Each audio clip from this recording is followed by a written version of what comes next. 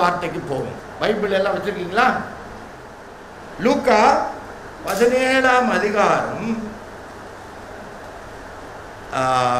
1ஆம் வசனம். பின்பு அவர் தம்முடைய சீசர்களை நோக்கி, இடர்கள் வராமல் போவது கூடாத காரியம், ஆகிலும் அவைகள் எவனால் வருகிறதோ அவனுக்கு ஐயோ. இடர்கள் வருவது கூடாத காரியம், ஆனால் அது எவனால் வருகிறதோ அது அவனுக்கு ஐயோ. ஓ unto me, ஆங்கிலத்தில் ஓ to him. அந்த இடர்கள் வருவது, வராத இருப்பது கூடாத காரியம். வாழ்க்கையில பிறருக்கு, இங்க இந்த வசனத்தை வாசிக்கும் பொழுது, பிறருக்கு நாம் இடரல் உண்டு பண்ணிடுறோம். தெரியாது, நிறைய பேருக்கு இடரல் உண்டு பண்ணிடுறோம்.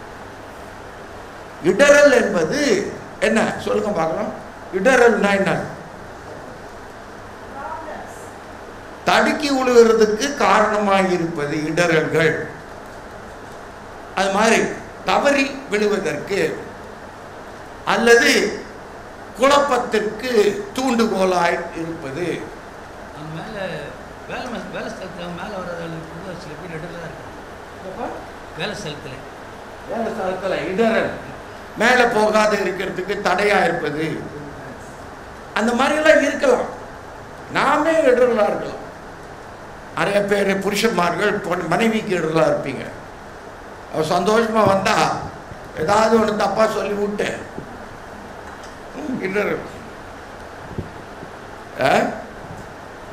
இடரல்கள் உண்டு பண்ணுகிறது. அப்படி பண்ணுகிறது பிள்ளைகளுக்கு கூட இடரலா இருக்கிறோம். அந்த பிள்ளை நல்லா கஷ்டப்பட்டு நான் 3வது வந்துட்டேன் அப்படின்னு வந்து சொல்லுது கிளாஸ்ல. நீ என்ன சொல்றீங்க? அடப்படா, இதுக்கா போய் இவ்வளவு குதிக்கிற? ஃபர்ஸ்ட் வர வேண்டாமா? அவன் 3வது வந்ததே பெரிய காரியம்னு சொல்றான். ஆனா நம்ம என்ன சொல்றோம்? ஆனா ஃபர்ஸ்ட் வர வேண்டாமா? அது என்னன்னா, சில பெற்றோர் நினைச்சுக்கிறாங்க அது உற்சாகத்துக்காக சொல்றாங்க.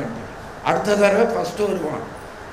ஆனா அது இடரலா போகுது. அதனால இடரல் எப்படியாவது ஏதாவது நம்ம சொல்லியோ நம்முடைய வாழ்க்கையிலையோ இடரல்கள் வருகிறது. ஆபீஸ்லயோ இடரல்கள் வருகிறது. அந்த இடர்கள் வருவது தடுக்க முடியாத ஒரு காரியம். அது நடக்கிறது, இடரல்கள். ஆனா அங்க என்ன சொல்லியிருப்பாங்க?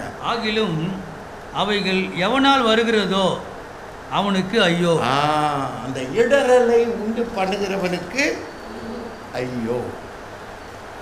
அதனால நம்முடைய நடவடிக்கையிலே, நம்முடைய குடும்ப நடவடிக்கையிலே, நம்முடைய உறவினர் மத்தியிலே, பெற்றோருக்கு கஷ்டப்பட்டு ஏதாவது பெற்றோர் வந்து ஏதாவது ஒரு அன்பா செய்தா,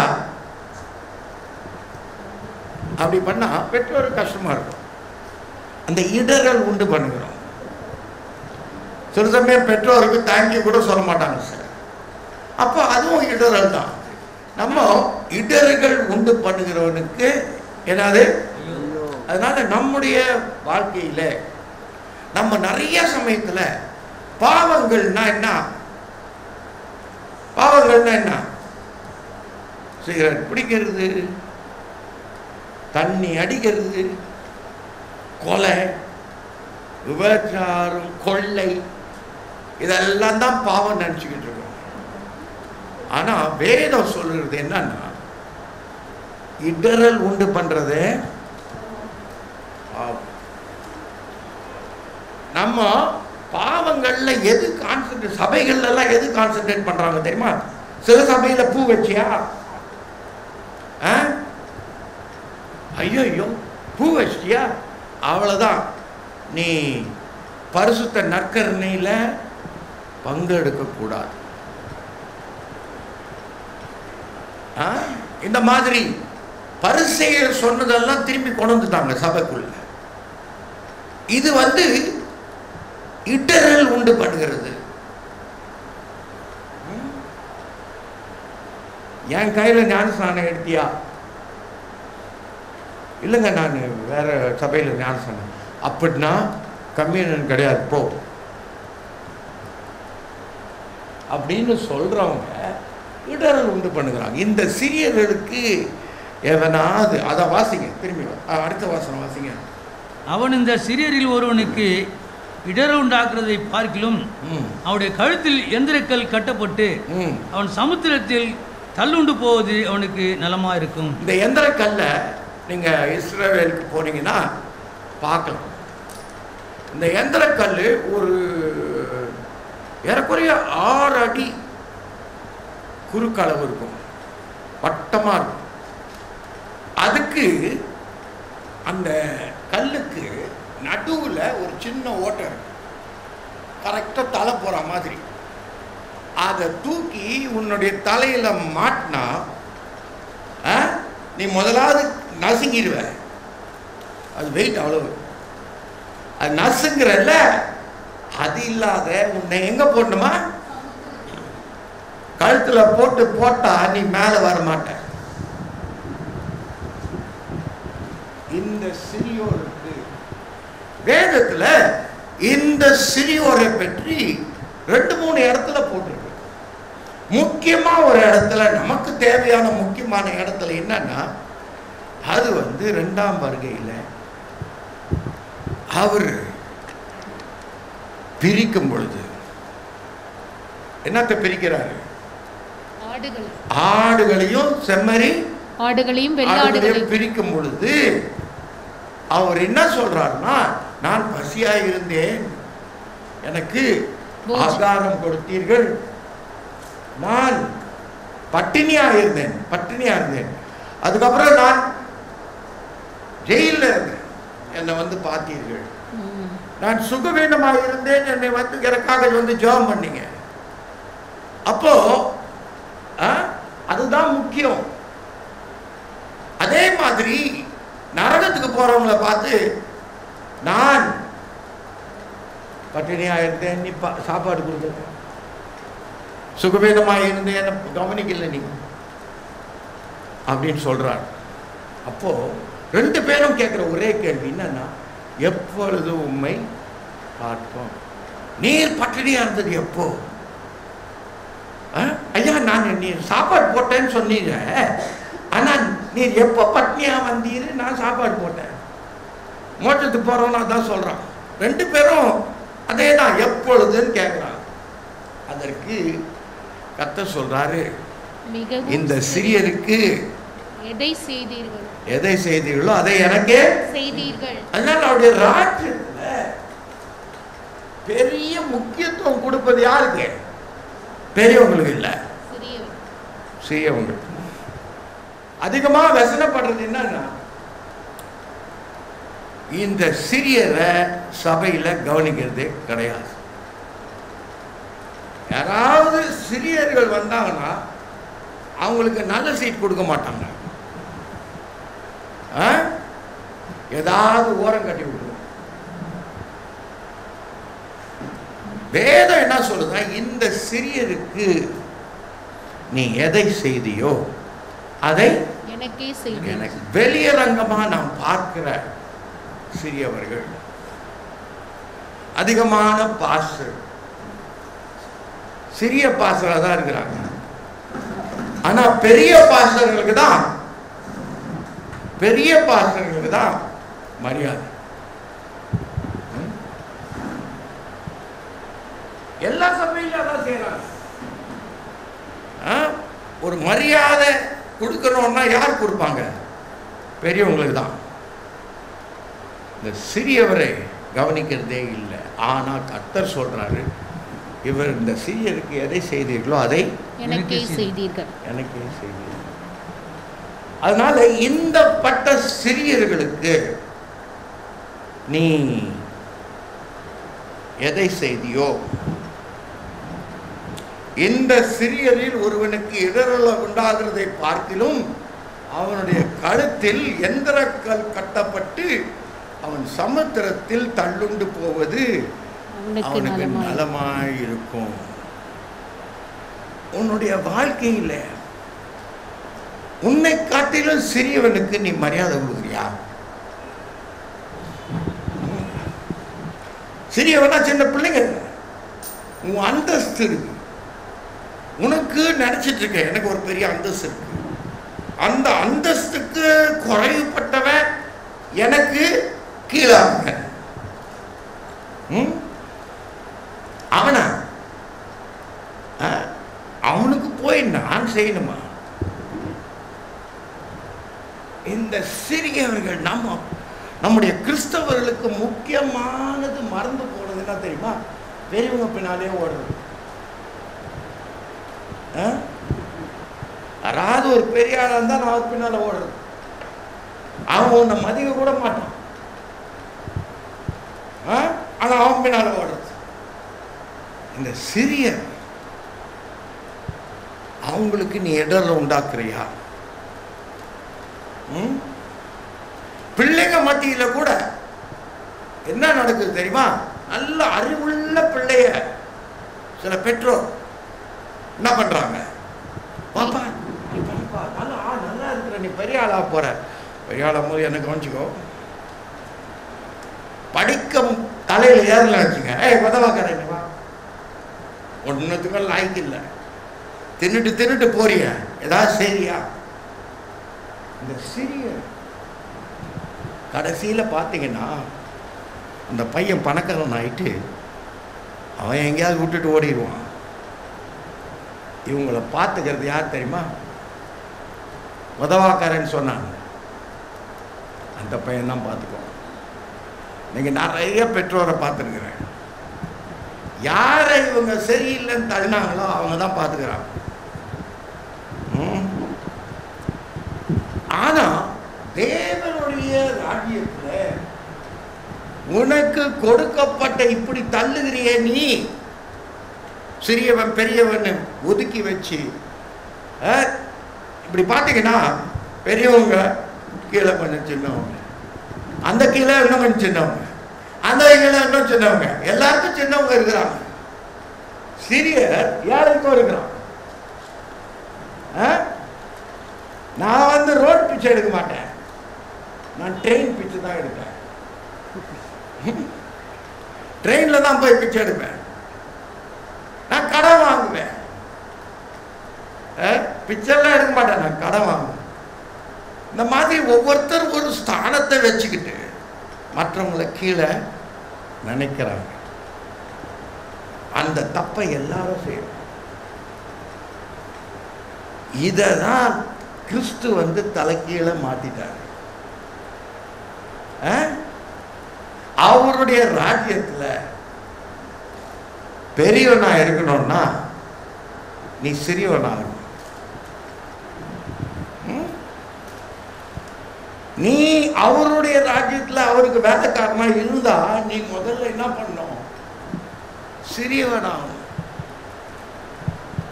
தாழ்மை உள்ளவனுக்கு கர்த்தர் கிருபை அளிக்கிறார், பெருமை உள்ளவனுக்கு எதிர்த்து நிற்கிறார். எதிர்த்து நிற்கிறாரா? இன்னைக்கு நீ சபைக்கு வந்திருக்கல்ல, உன்கிட்ட யார் உனக்கு சிறியவன்? அந்த சிறியவனுக்கு இடரல் உண்டாக்குறியா நீ?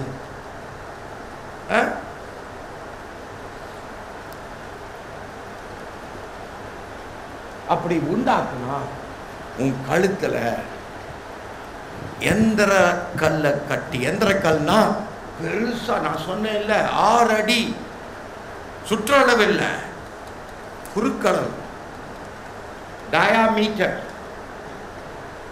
அவ்வளோ பெருசா இருக்கும். அதுக்கு நடுவில் தலையை விடுற மாதிரி ஓட்டம். கரெக்டா சொன்னார். அந்த எந்திர கல்லை எடுத்து கட்டினா, எடுத்து கடல்ல போட்டா மேல வர மாட்டேன், எலும்பு கூட வராது,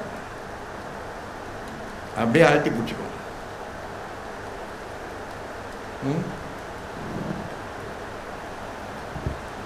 அவன் இந்த சிறுவரில் ஒருவனுக்கு இடர் உண்டாக்குவதை பார்க்கிலும், பார்க்கிலும்னா என்னதுங்க, தமிழ்ல வந்து வாசிக்கும் போது நீங்க வசனங்களை சரியா வாசிக்கிறது இல்லை. பார்க்கிலும்னா என்னது, பார்க்கிங்கா, car parking, motor bike parking, cycle பார்க்கிங்கா. பார்க்கிலும்னா இதை செய்வதற்கு பதிலாக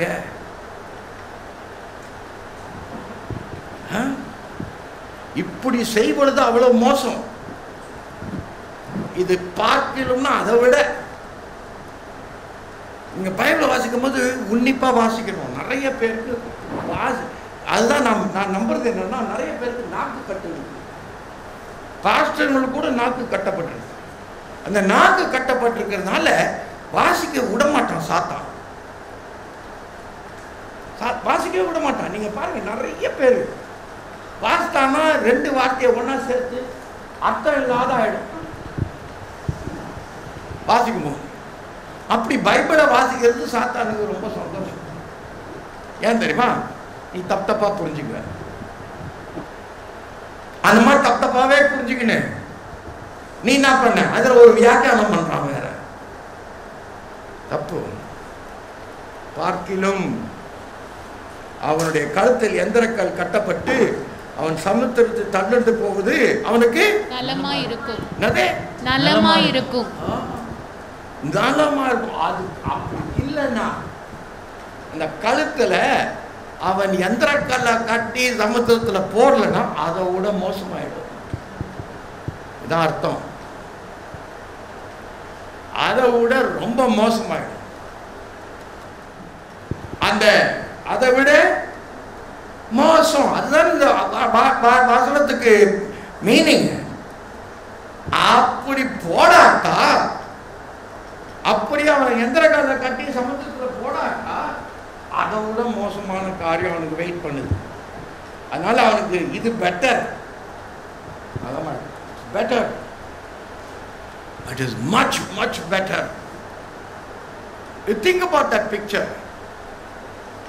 That this whole thing, if were better for him that a millstone were hanged about his neck and cast into the sea, than that he should offend one of these little ones. இந்த சிறுவருக்கு, முக்கியமா உங்க பிள்ளைங்களுக்கு இடர்லாம் இருக்கீங்க. நிறைய குடும்பத்துல புருஷன் பொண்டாட்டி அடி தடி. சில மனைவிங்க இங்க பரிசுத்தமா உட்கார்ந்து இருக்கிறாங்க. ஆனா வீட்டில் பேசுற கெட்ட வார்த்தையை கேட்டா பயங்கரமா இருக்கும். அந்த சாதா சொல்லி கொடுக்குறான். என்ன சொல்லி கொடுக்குறான் தெரியுமா? நாக்க புடுங்கி சாவுற மாதிரி 2 கேள்வி கேட்டு அந்த வார்த்தை சொன்ன பிறகு அவன் அப்படியே செத்துருவான். திரும்பி அடிச்சா கூட வாங்கிக்குவான். ஆனா நீ சொல்ற வார்த்தை இருக்குதே, இடரல், உன் பிள்ளைங்களுக்கு இடரல் உண்டாக்குற, உன் வீட்டில் கத்திரிய அந்த கூச்சல் எல்லாம் உன் பிள்ளைங்களுக்கு இடரலாய் இருக்கிறது.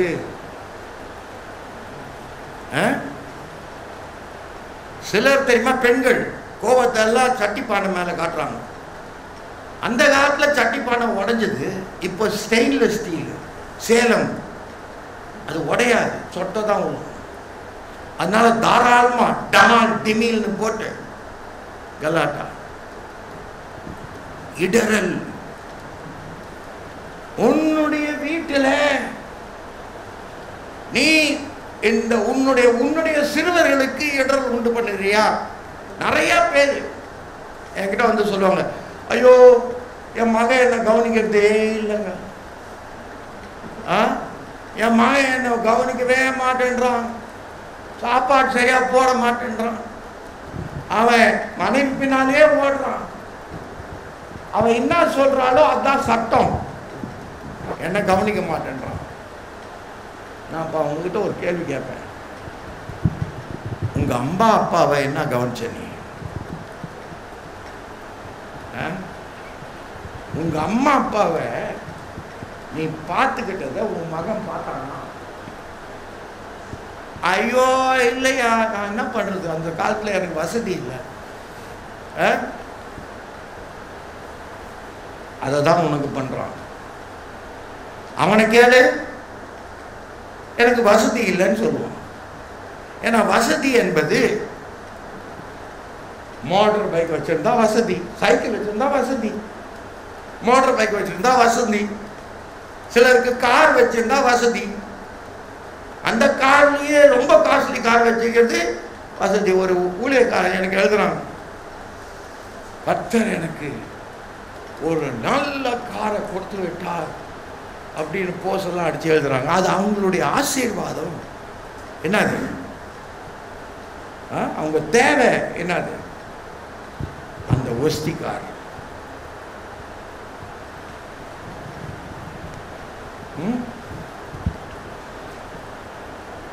அது ஒரு அதுக்காக மற்றவங்களுக்கெல்லாம் இடர்கள் உண்டாக்கி பொறாமை உண்டு.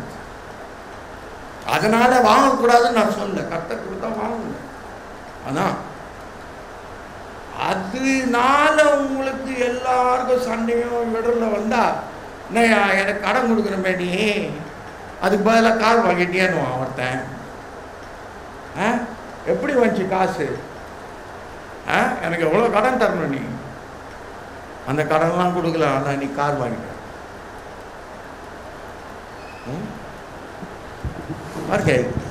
நம்ம இடரல் உண்டு பண்ணுகிறது என்னது? வாசிங்க அந்த வசனம். இடரல் என்னது? வராமல் போவது. அப்படின்னா என்ன அர்த்தம்? எப்படியாவது நீ இடரலா இருக்க போற. ஆனா வாட்ச் அவுட், ஜாக்கிரதையா இரு. அப்படி இடரல் நீ உண்டு பண்ணினா, எந்த சிறியருக்கு முதல்ல இடரல் உண்டு பண்ணினா, உன் கழுத்துல எந்திர கல்ல கட்டி சமுத்திரத்துல போடக்கூடாது. நீ எழுந்து வரக்கூடாது. உன் கை துண்டோ உன்னுடைய கால் துண்டோ மிதக்கக்கூடாது. கடல்ல மண்ணில் புதஞ்சி இருக்கணும். அவ்வளவு மோசமான காரியம் உனக்கு பெட்டர். உனக்கு பெட்டர். இந்த வார்த்தையை சரியா வாசிக்கிறது இல்லை. நீ அப்படி தப்பிச்சுக்கொள்ற. நீ உன் காலத்துல எந்திர கல்ல கட்டி சமுத்திரத்தை போட்டா உனக்கு நல்லது. அது நல்லதா? சொல்லுங்க, நல்லதா? அது இல்ல. ஆனா அதை விட மோசம் காத்து இருக்குது உனக்கு. 3வது வசனம், உங்களை குறித்து எச்சரிக்கையா இருங்கள். என்னது? உங்களை குறித்து எச்சரிக்கையா இருங்கள். அது என்னது? அது மற்றவங்களை குறித்து தான் எச்சரிக்கையா இருக்கிறோம்.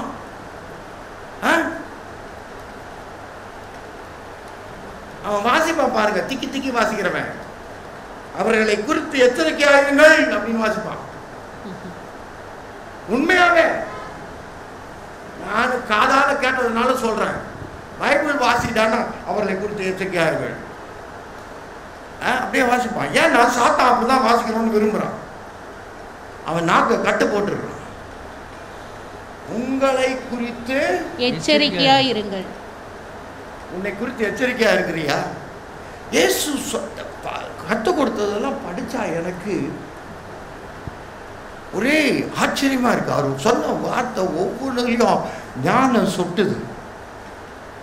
ஆழமான சத்தியங்கள் இருக்கு. உங்களை குறித்து இங்கிலீஷ்ல take heat to your self. ஜாக்கிரதையா, எச்சரிக்கை என்னது? ஜாக்கிரதையா கொஞ்சம் பார்த்துக்கோ. எச்சரிக்கையா இருந்தா என்னது? டேஞ்சர். யார் டேஞ்சர்? நான். நம்ம நாலு எத்தனை மெரிச்சு போட்டுறீங்க உங்க மனைவிகளை வார்த்தையிலேயே. மனைவி உன்னை மேய்ச்சி போட்டுடுறா. அவ 2 வார்த்தை சொல்லிட்டு போயினே இருப்பா. அது ஒரு பேர் தெரியாது. ஆனா நீ எங்க இருப்ப? தரையில் அப்படியே நசுக்கிடுவாங்க. ஒருத்தருக்கு ஒருத்தர் இப்படிதான் பண்ணிட்டு இருக்கிறோம். நம்ம பாவங்கள்ல பாவம்னு சொல்லும்போது நம்ம பாவங்கள்ல 2 பாவம் இருக்கு. sin of commission, sin of omission. இந்த sin of commissionன்றது வேண்டுமென்றே ஒரு காரியத்தை அல்லது முயற்சி செய்து ஒரு தப்பை செய்கிறது கமிஷன். sin of omissionன்றது செய்ய வேண்டியதை செய்யாத விட்டுறது. இடரல் உண்டு பண்ணுவது உனக்கு கூடாத காரியம். புருஷன் உனக்கு இடரல் உண்டு பண்றான், அதனால நீ என்ன பண்ற? திரும்பி என்ன பண்ற? இடரல் உண்டு பண்ற. அது உனக்கு டக்குன்னு வந்துருக்கு. அது டைம், உன் மூளைக்கு டைம் எல்லாம் வேண்டியதில்லை.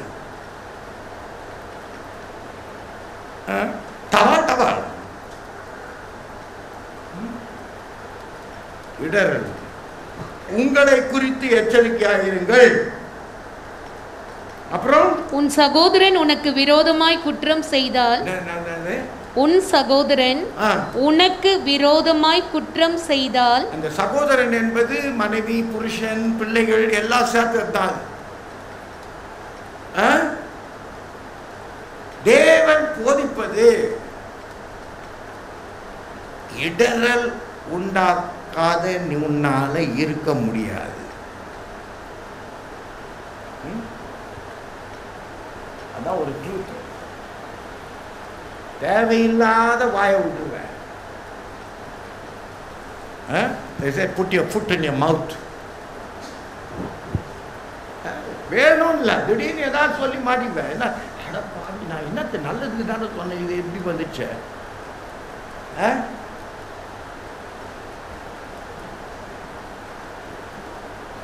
இந்த இடரல், அதுக்கு எச்சரிக்கையாயிருங்கள். யாரு? உன் மேலே நீ எச்சரிக்கையாயிரு.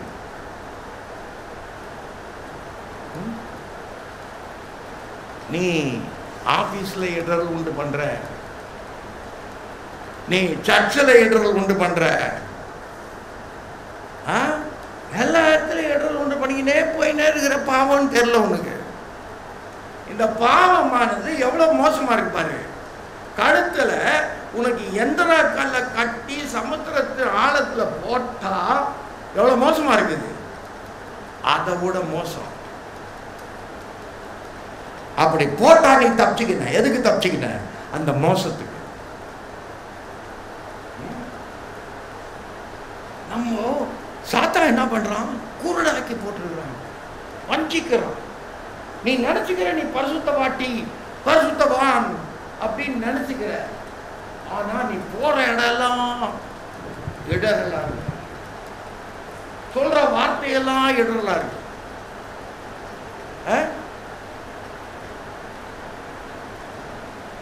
வார்த்தையெல்லாம் இடரலா இருக்கு. அது இடரல் இல்லாத இருக்க முடியாதுன்னு வேற சொல்லிட்டார் ஆண்டவர். அப்படி இடரல் பண்றதுக்கு நம்ம எச்சரிக்கையாக இருக்கணும். ஏன்னா அது நமக்கு சகஜமாயிடுச்சு. அதை விட்டு தப்பிக்கிறது கஷ்டம். அதனால என்ன பண்ணணும்? உன்னை குறித்து எச்சரிக்கையா இருங்க. எச்சரிக்கையா இருக்கணும். அதுக்கப்புறம் இது என்னன்னா, இட் இஸ் கோயிங் பியாண்ட். இது நம்ம எரிச்சல் உண்டாக்குறது, நம்ம இடரலா இருக்கிறது. ஆனா உன் சகோதரன் உனக்கு விரோதமாய் குற்றம் செய்தால் அவனை கடிந்து கொள். ரொம்ப பிராக்டிக்கல். அவனை கடிந்து கொள். தப்பு செய்யறானா பரவாயில்லப்பா, நான் அட்ஜஸ்ட் பண்ணிக்கிறேன் போ. கிடையாது. தப்பு செய்தா தப்பு தான். பைபிள்ல கிரே கிடையாது. கிரேனா சாம்பல் கலர். அந்த கலர் கிடையாது. சாம்பல் கலர் எப்படி வருதுன்னா கருப்பும் வெள்ளையும் சேரும் போது என்ன ஆகுது? சாம்பல். அதனால இங்க கருப்பா இருக்குது, அப்படியே மெதுவா வரும்போது நடுவில் எங்க இருக்குது? சாம்பல் கலர். அதுக்கப்புறம் மெதுவா போய் வெள்ளையாகிறது கிடையாது. ஒன்று கருப்பு, வெள்ளை, பிளாக் அண்ட் ஒயிட். நீ உன் சகோதரன் உனக்கு விரோதமாய் குற்றம் செய்தால் அவனை கடிந்து கொள். நம்ம பசங்கள்லாம் என்ன நினைக்கிறாங்க தெரியுமா? என்ன வேணா பண்ணலாம், திட்டக்கூடாது. திட்டின உடனே நான் என் பசங்கள்லாம் போயிடுச்சு. என்ன நினைச்சுக்கிறாங்க? இவர் என்ன பரிசுத்தவான் சொல்றாரு, திட்டுறாரு.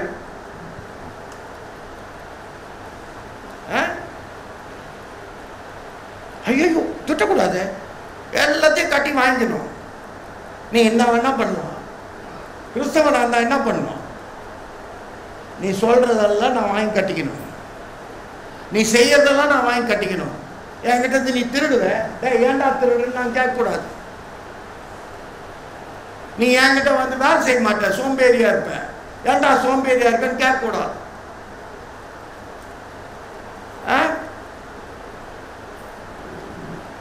இல்ல, வசனம் என்ன சொல்றது பாருங்க. உன் சகோதரன் உனக்கு விரோதமாய் குற்றம் செய்தால் அவனை கடிந்து கொள். அவனை கடிந்து கொள். கட்டிப்பிடிச்சி அன்பு செலுத்து. என்ன சொல்லு? கடிந்து கொள். நீ கடிந்து கொள்ளலாம். ஏன்னா நீ தப்பு செய்தா என்னது? கடிந்து கொள்ளலாம். கடிந்து கொள்றதுன்னா என்னதுன்னா, சும்மா சொல்லாத, கடி அவனை, கடிச்சுக்கொண்டா வலிக்கும். கழுத்தில் எந்திரங்கள் கட்டுண்டு போவதும் அவனுக்கு நலமாயிருக்கும். உங்களை குறித்து எச்சரிக்கையாயிருங்கள். உன் சகோதரன் உனக்கு விரோதமாய் குற்றம் செய்தால் அவனை கடிந்து கொள். ஆனா அவன் என்ன பண்ணும்? மனஸ்தாபப்பட்டால் அவனுக்கு மன்னிப்பாயாக. கண்டிஷன்னா மனஸ்தாபப்பட்டால் மன்னி, எல்லாத்தையும் மன்னிக்காத.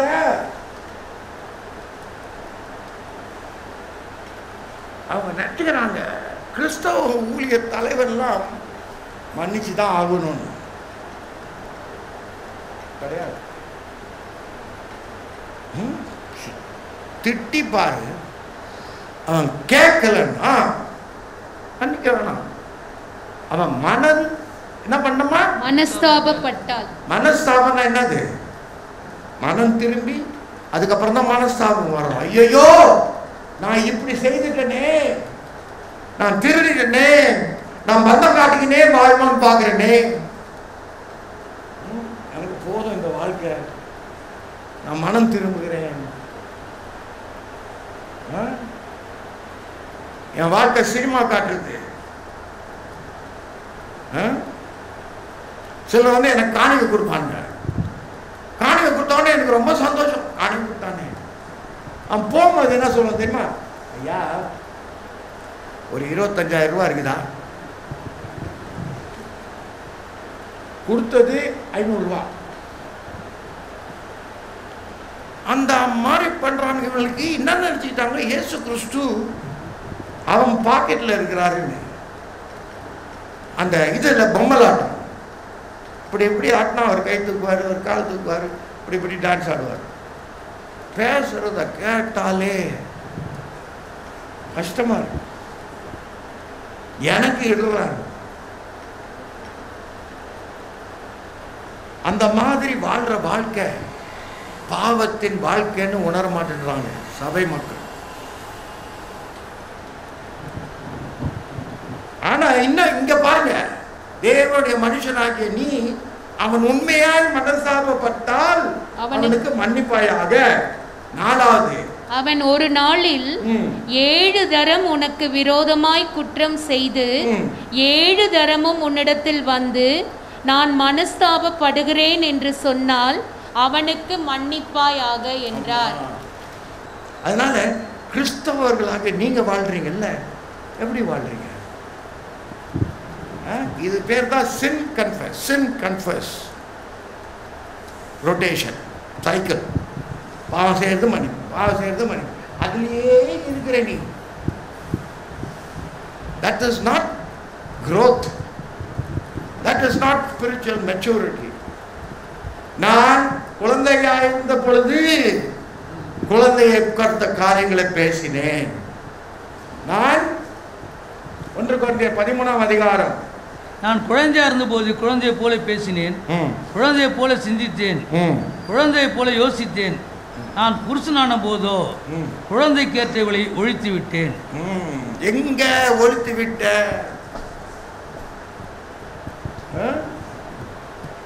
Sin confess, sin confess. 5வது வசனம்.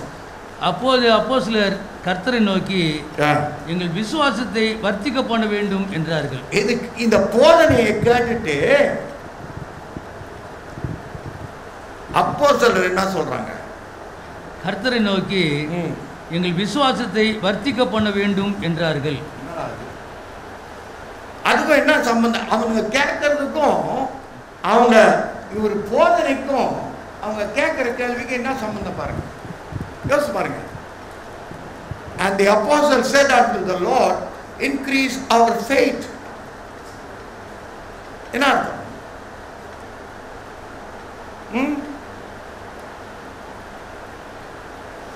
அவரு சொல்றாரு, எவ்வளோ எத்தனை வந்த 7 தரம் வந்தாலும் நீ மன்னி, ஆனா அவன் மனசா பண்ணணும். கண்டிஷனு புரியுதா?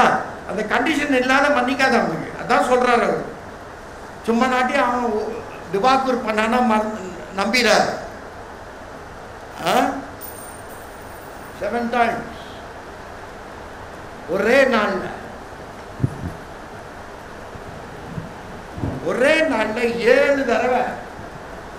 7 தடவை வந்து மன்னிப்பு கேட்டான். நான் மன்னிச்சிரு, ஆனா மனஸ்தாபப்படணும். சரி, மனஸ்தாபப்பட்ட அப்பொழுது அது மாதிரி சொல்லி கொடுக்குறாரு. அப்பொழுது சீடர்கள் என்ன சொல்றாங்க? சீடர்கள் தான் அப்போஸ்தலர் என்ன கேட்கிறாங்க? கர்த்தரை நோக்கி எங்கள் விசுவாசத்தை வர்த்திக்க பண்ண வேண்டும் என்றார்கள். இந்த வசனத்தை தொக்கா தனியா வாசிப்பீங்க. ஆண்டவரே என் விசுவாசத்தை வர்த்திக்க பண்ணும், மலையை பேர்க்கத்தக்க விசுவாசத்தை தாரும், காண்டாம் மிருகத்தின் பலத்தை எனக்கு தாரும். அப்படித்தான் இதை வந்து வாக்குத்தத்தமா வச்சுக்குவாங்க. குறி சொன்ன மாதிரி தனியா. இது ஒரு கான்டெக்ஸ்ட்ல நடக்குது. என்ன கான்டெக்ட்? இயேசு கிறிஸ்து என்ன சொல்லி கொடுக்குறாரு? இடரல் உண்டு பண்ணாத, பயங்கரமான காரியம். அதுவும் இந்த சிறியருக்கு இடரல் உண்டு பண்ணாத. அப்படி உண்டு பண்ணினா உன் கழுத்துல எந்திரக்கல்லை கட்டி சமுத்திரத்துல போற கடமை. அப்படி ஒருத்தன் உனக்கு மேல உனக்கு வந்து குற்றம் செய்தானா, அவன் மனஸ்தாபப்பட்டு மன்னிப்பு கேட்டானா, மன்னி. ஒரு நாள்ல 7 தடவை அப்படி மன்னிப்பு கேட்டானா, மன்னி. என்ன பண்ணும்? மனஸ்தாபப்பட்டு மன்னிப்பு கேட்கணும். அப்போ மன்னி.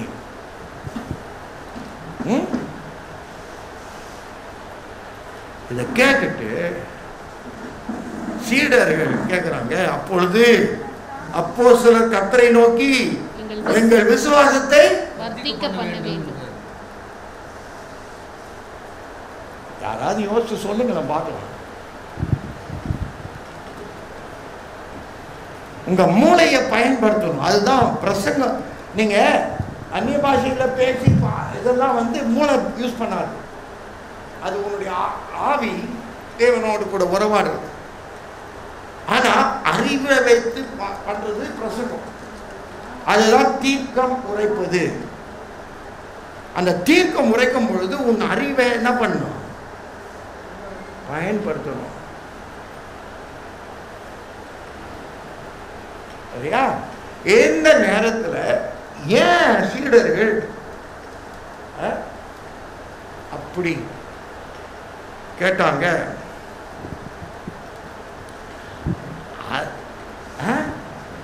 இயேசு சொல்ற பதில்ல இருக்குது அது. 6வது வசனம். அதற்கு கர்த்தர் அவங்க கேட்கறது நல்லா கவனிச்சிங்க. அது கேட்கறது நீங்க சரியா வாசிக்கல. என்ன அது முதல்ல வாசிங்க. அப்பொழுது அப்போஸ்தலர் கர்த்தரை நோக்கி எங்கள் விசுவாசத்தை வர்த்திக்க பண்ண வேண்டும் என்றார்கள். பெரிய விசுவாசம் வேணும். எங்க விசுவாசம் வளரணும். எங்க விசுவாசம் மல்டிப்ளை ஆகணும். எங்க விசுவாசம் must grow. பெரிய விசுவாசம் வேணும். அதற்கு இயேசு என்ன சொல்றாரு? அதற்கு கர்த்தர் கடுகு விதை அளவு விசுவாசம் உங்களுக்கு உண்டாயிருந்தால். அப்ப என்ன அவர் என்ன சொல்றாரு? கடுகு விதை அளவு விசுவாசம் உங்களுக்கு இருந்தான்னு சொல்லும் போது அவர் அவங்கள பார்த்து என்ன சொல்றாரு? கடுகு கூட உனக்கு இல்லை. நீங்க பைபிளை வாசிக்கும் போது அர்த்தம் புரிஞ்சு வாசிக்கணும். பாருங்க, அவங்க கேட்கறது என்னது? விசுவாசம் அது என்னத்துக்கு கேட்கிறாங்க? அது செய்யறதுக்கு, பெரிய காரியங்களை செய்யறதுக்கு, இப்படி மன்னிப்பது கூட அவனுக்கு ஒரு இது வேணும், விசுவாசம் வேணும் அப்படின்னு பெருசா எனக்கு விருத்தி பண்ணுங்க.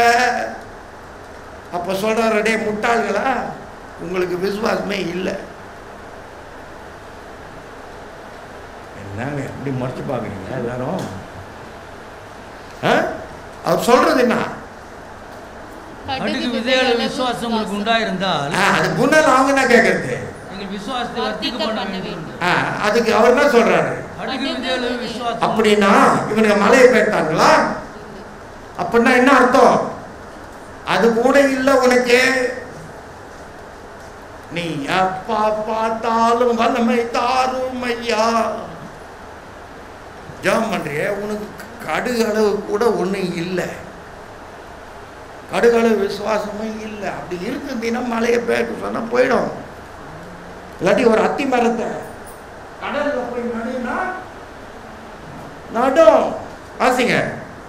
நீங்கள் இந்த காட்டத்தி மரத்தை நோக்கி நீ வேரோடே பிடுங்குண்டு கடலிலே நடப்படுவாயாக என்று சொல்ல அது உங்களுக்கு கீழ்ப்படியும். உனக்கு விசுவாசமே இன்னும் ஆரம்பிக்கல, சரியா? அதை வச்சுக்கின்னு சினிமா காட்டுறப்பார்.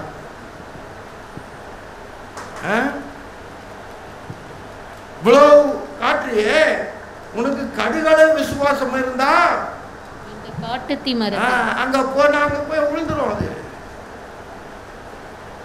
ஆனா உனக்கு கடுகளவு கூட இல்லை. விருத்தி ஆகணும் விருத்தி ஆகணும் கேட்டுட்டு இருக்கிற. முதல்ல கடுகளவாது வரட்டும்.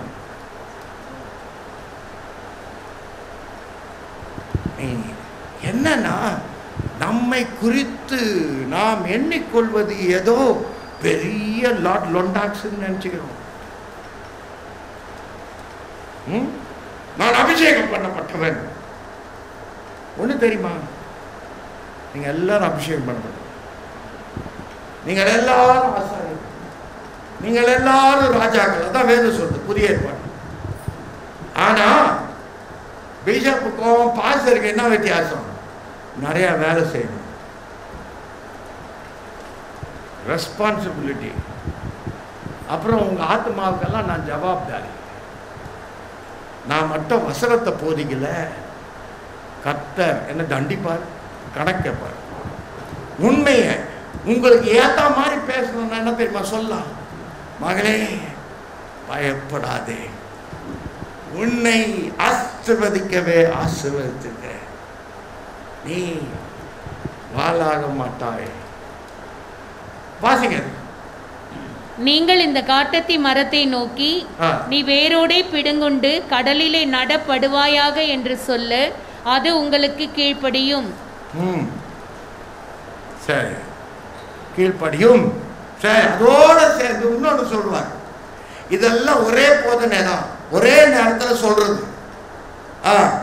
உங்களில் ஒருவனுடைய ஊழியக்காரன் உழுது அல்லது மந்தை மேய்த்து வயலிலிருந்து வரும்போது எஜமான் அவனை நோக்கி, நீ முன்பு போய் சாப்பிட்டு வா என்று அவனுக்கு சொல்வானோ? நீ எனக்கு சாப்பாடு ஆயத்தம் பண்ணி அறை கட்டிக்கொண்டு நான் போஜனபானம் பண்ணும் அளவும் எனக்கு ஊழியம் செய். அதற்கு பின் அங்க என்ன நடக்குது? அது சரியா யோசித்து பாருங்க. அங்க என்ன நடக்குது? வேலைக்காரன் போய் என்ன பண்றான்? என்ன பண்றான்? ஊழியக்காரன் உழுது அல்லது மந்தை மேய்த்து உழுகுறான், மந்தை மேய்க்கிறான். சரியா? வயலிலிருந்து வரும்போது வயலிலிருந்து வரான். அப்போ எப்படி இருக்கும் அவனுக்கு? களைத்து போய் வருவான். களைத்து போய் வரான். வெயில்ல வேலை செய்து அப்படியே உடம்பெல்லாம் ஊறி சட்டையெல்லாம் ஒட்டிக்கிட்டு வர்றான். அவன் வந்தவொடனே எஜமானே அப்போ சாப்பிட உட்காந்துருக்காரு. அவர் உட்காந்துருந்தா அவன்கிட்ட என்ன சொல்றான்? எஜமான் என்ன சொல்வாரு? வாப்பா வாப்பா, நல்லது குடிச்சியா வேலையெல்லாம், வா வந்து என்ன பண்ணு, நீ என் கூட சாப்பிடுவா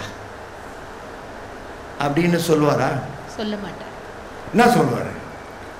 நீ எனக்கு சாப்பாடு ஆயத்தம் பண்ணி அறை கட்டிக்கொண்டு நான் போஜன பானம் பண்ணும் அளவும் எனக்கு ஊழியம் செய். அதற்கு பின் அது பின் இல்ல, அதற்கு பின்னால் உழுதுட்ட, பயிரிட்ட,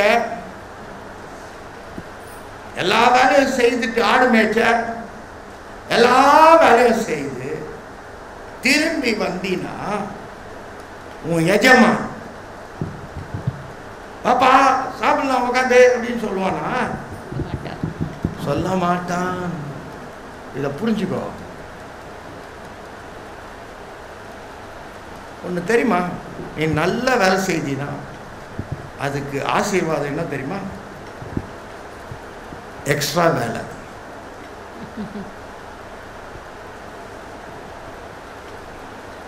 எக்ஸ்ட்ரா வேலை. நம்ம எல்லாம் என்ன நினைச்சுக்கிறோம்னா, ஐயோ இவ்வளவு வேலை செய்யல பாரு ஆண்டவரே, நான் எவ்வளோ கஷ்டப்பட்டு வேலை செய்த அந்த கீபோர்டு ஐத்தி வாசித்தேன். இன்னைக்கு எனக்கு நிறைய ஆசீர்வாதம் வேணும். 2 பாக்கெட் பிரியாணி வேணும்.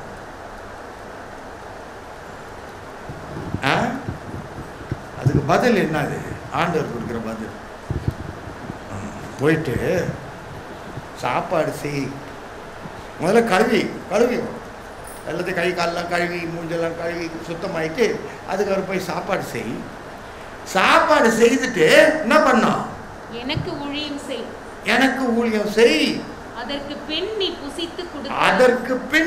புசித்து குடிக்கலாம்.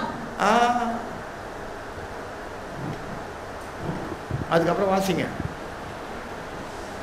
குடிக்கலாம் என்று அவனுக்கு சொல்லுவான் அல்லவா? தான் கட்டளை இட்டவைகளை அந்த வேலைக்காரன் செய்ததற்காக அவனுக்கு உபச்சாரம் செய்வானோ?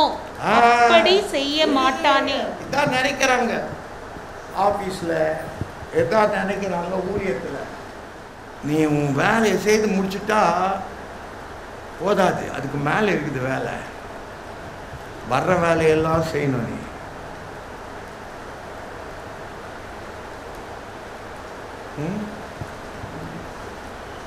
கர்த்தர் உடைய ராஜ்யத்தில் அப்படிதான். வாசிங்க. தான் கட்டளை இட்டவைகளை அந்த வேலைக்காரன் செய்ததற்காக அவனுக்கு உபச்சாரம் செய்வானோ? ஐயோ நீ எவ்வளோ அதுக்கு ஏன் அப்படி சொல்றான்? சம்பளம் வாங்கிட்டான் வேலைக்காரன் இல்லையா? அதுக்கு சம்பளம் வாங்கிட்டான். அந்த சம்பளத்துக்கு கூலி வேலை செய்தான். செய்து முடிச்சுட்டு நல்லா செய்தான்னா அதுக்கு அவனுக்கு எக்ஸ்ட்ராவா தரணுமா? நல்லா வேலை செய்ய வேண்டியது என்னது? அவனுடைய கடமை. வாசிங்க. அப்படியே நீங்களும் உங்களுக்கு கட்டளையிடப்பட்ட யாவற்றையும் செய்த பின்பு அப்படியே நீங்களும் யாரு முதல்ல யாரு அப்போஸ்தலர் கெட்டிக்காரி அப்போஸ்தலர் ஊழியக்காரர் அப்படியே நீங்களும் உங்களுக்கு கட்டளையிடப்பட்ட யாவற்றையும் செய்த பின்பு குளிர்தா சரி எல்லாவற்றையும் செய்த பின்பு நாங்கள் அப்ரோஜனமான ஊழியக்காரர்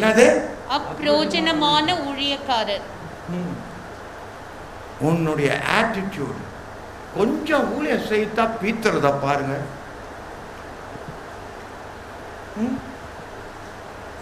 Your attitude is wrong. உன்னுடைய மனநிலை தப்பு. கொஞ்சம் வேலை செய்தா அவர்கிட்ட இருந்து கறக்க பாக்குற. கர்த்தர் உனக்கு எல்லாம் செய்யணும், எல்லாம் ரெடியா வந்து வாயில வந்து விடணும். இல்ல நீங்களும் ஊழியக்காரனாக நீ நீ நீ நீ நீ நீ எல்லாரும் ஊழியக்காரன் என்ன பண்ணும்? வேலையெல்லாம் செய்து முடிச்சுட்டு என்ன மனநிலை வேணும்? நாங்கள் அப்பிரயோஜனமான ஊழியக்காரர், செய்ய வேண்டிய கடமையை மாத்திரம் செய்தோம் என்று சொல்லுங்கள். செய்ய வேண்டிய கடமையை மாத்திரம் செய்தோம். அப்பிரயோஜனம்னா என்னது?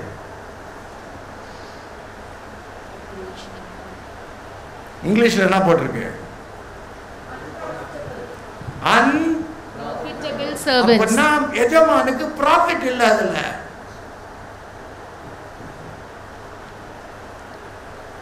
நான் எல்லா வேலையும் செய்து முடிச்சா எனக்கு எஜமானுக்கு ப்ராஃபிட் இல்ல. என்ன நம்ம ஆளுங்கெல்லாம் ஊழியத்தை அழிச்சு அப்படியே அழிச்சிடுறாங்க. ஒரு ஸ்டேட்டே கொடுத்தா அது ஒண்ணு இல்லாத ஆக்கிடுறாங்க. டிராவல் பண்றது இல்லை, ஊழியம் செய்யறது இல்லை. எங்க அப்பா கிட்ட இருந்தவனுங்க எல்லாம் போயாச்சு. ஏன்னா அவனை நம்பி கொடுத்தன. நாங்கள் அப்பிரயோஜனமான ஊழியக்காரர்கள். அப்புறம் செய்ய வேண்டிய கடமையை மாத்திரம் செய்தோம் என்று சொல்லுங்கள். இதுதான் உன் மனநிலை, ஊழியக்காரனுடைய மனநிலை. நீ நினைச்சுக்காத அவருக்கு ஊழியம் செய்துட்டு அதனால உனக்கு கொம்பு முளைச்சுக்கிட்டேன்னு.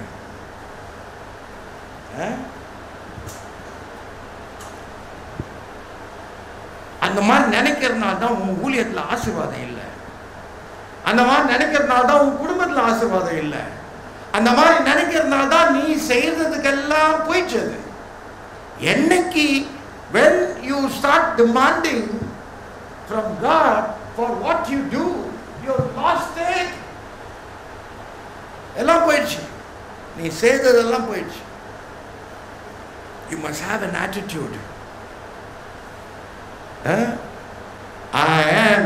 So likewise, ye, when ye shall have done all those things which are commanded, you say, we are unprofitable servant. We have done that which was our duty to do. இன்னைக்கு என்ன தெரியுமா நான் சொல்றான்? அவர் இவ்வளவுதான் சம்பளம் கொடுக்குறாரு, அதுக்கு மேல என்ன செய்யுது?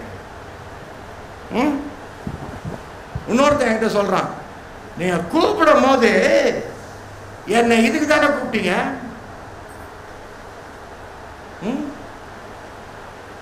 வேற என்னென்னலாம் வேலை வாங்குறீங்களே, நீங்க கூப்பிடும் போது செட் பண்ணீங்க சம்பளம், அந்த சம்பளம் இதுக்கு தானே, ஆனா மற்றதெல்லாம் சொல்றீங்க.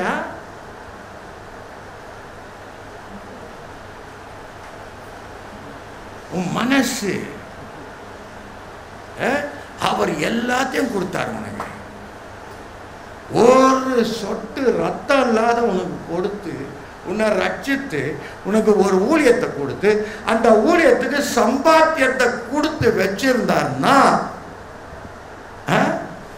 நீ எப்படி ஓடி ஊழியம் செய்யணும்? நான் இவ்வளவு வேலை செய்யிட்டேனே, இல்ல அப்பிரயோஜமான வேலைக்காரன். அந்த மனசு உனக்கு இல்லைன்னா நீ ஆசீர்வதிக்கப்படவே மாட்ட. கர்த்தர் முன்னால இன்னைக்கு உனக்கு ஆசீர்வாதம் வேணுமா? நீ செய்யற ஊழியத்திலும் உன்னுடைய வாழ்க்கையிலையும் அப்ப ஆண்டவர்கிட்ட வரும்பொழுது தாழ்மையோடு வா. அப்பா, நான் ஒண்ணுக்கும் உதவ, நான் எல்லாத்தையும் நீங்க சொன்னதெல்லாம் நான் செய்துட்டேன், அது செய்யறதில்லை. இந்த மாதிரி நம்ம ஊழியத்தை செய்தோம்னா கர்த்தர் நம்ம எப்படி ஆசீர்வதிப்பாரு? நம்ம போய் சொல்றது, எனக்காக ஜெபியுங்க, எனக்கு கால் வலிக்குது, எனக்கு கை வலிக்குது, எனக்கு எல்லாம் வலிக்குது. கால் வலியோட போய் செய்து பாரு, கை வலியோட போய் செய்து பாரு. எத்தனையோ நாள் இந்த இங்க நின்றுக்கிட்டு எனக்கு தலை சுத்தம், விடமாட்டேன். ஆனா கர்த்தர் எனக்கு பலம் தருவார். நீ அவர் ஊழியம்னா உன் உயிரை கொடுக்கணும். நீ கொஞ்சம் கொடுத்துட்டு ஏமாத்த பார்க்குற. கர்த்தருக்காக உன்னை தத்தம் செய்யணும். இந்த உலகம் அது முக்கியம் இல்லை, பரலோகம் தான் முக்கியம். இந்த உலகத்துல உன்னை ஆயத்தப்படுத்துறாரு. எதுக்கு ஆயத்தப்படுத்துறாரு? பரலோகத்துக்கு ஆயத்தப்படுத்துறாரு.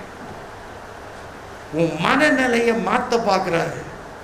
அவருக்கு வேலை செய்தா அவர் கடன்காரன் ஆயிடுறாரு உனக்கு இல்லையே. இந்த ஊழியம் எனக்கு கர்த்தர் போட்ட பிச்சை. அதுதான் என்னுடைய மனநிலை. கர்த்தர் முன்னால சொல்றேன், இந்த ஊழியம் எனக்கு கர்த்தர் போட்ட பிச்சை. அந்த பிச்சையை எடுத்துக்கின்னு ரோடா போய் கர்த்தர் கொடுத்தார், கர்த்தர் கொடுத்தார், கர்த்தர் கொடுத்தார் அப்படின்னு துதிக்கிறது தான் என்னுடைய வேலை. ஹல்லேலூயா. கர்த்தர் உங்களை ஆசீர்வதிப்பாராக.